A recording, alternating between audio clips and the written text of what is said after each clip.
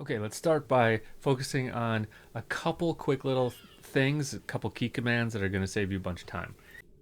The first is looping. Um, we've talked about looping in the other classes, but it becomes really important when you're working on the timeline, so I want to emphasize it. So you can go to any section and you can highlight something. It doesn't matter what track you're on, whether you're inside a clip or spanning multiple clips, audio track, MIDI track, whether it's blank space, doesn't matter.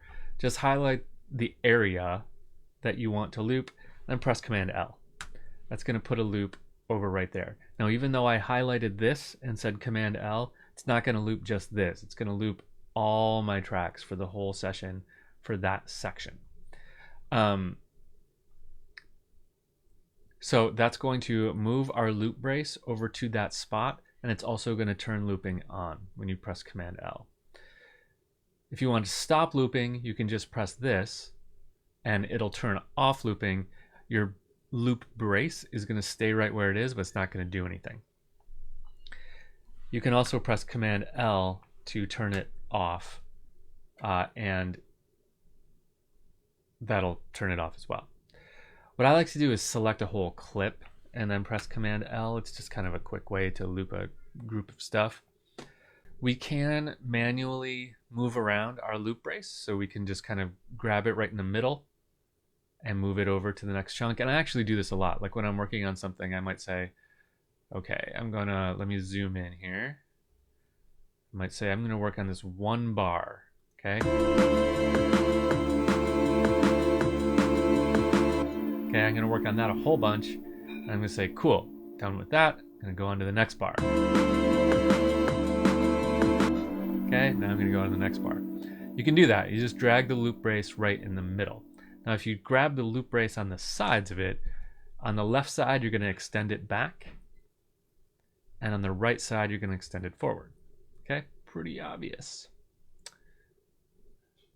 Cool, so that's your loop brace. You can drag it around wherever you want.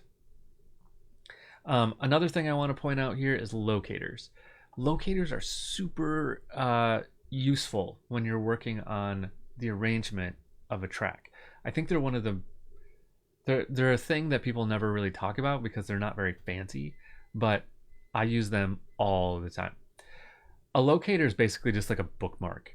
So I might go here, like let me get this out of the way. I might go right here. And I'm going to go up to the top bar here, and now I'm going to right click or control click. I'm going to say add locator.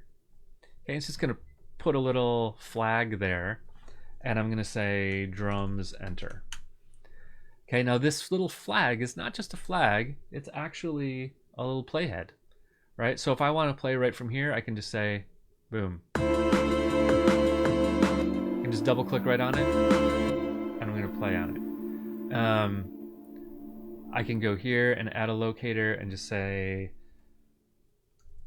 needs something here, because it does, and I can do that. So locators are super useful when you're working in arrangement view. You can mark the sections of your song, verse, chorus, bridge, break, whatever. You can use them to start from different sections if you want. And you can use them to plan out your track. Like I might go here and say, okay, this needs something, and then that's going to happen for a little while. And then I'm going to go forward and say, okay, right here, say big section. And I might go forward some more and say, return to intro. And I'm just kind of planning out my tune. This can be useful when you have an idea and you just want to get it down, like what the shape of the song is. So I like to do that with locators. If I zoom out, you can see them all. Cool, so just a couple of kind of housekeeping things that'll make this whole process a lot easier.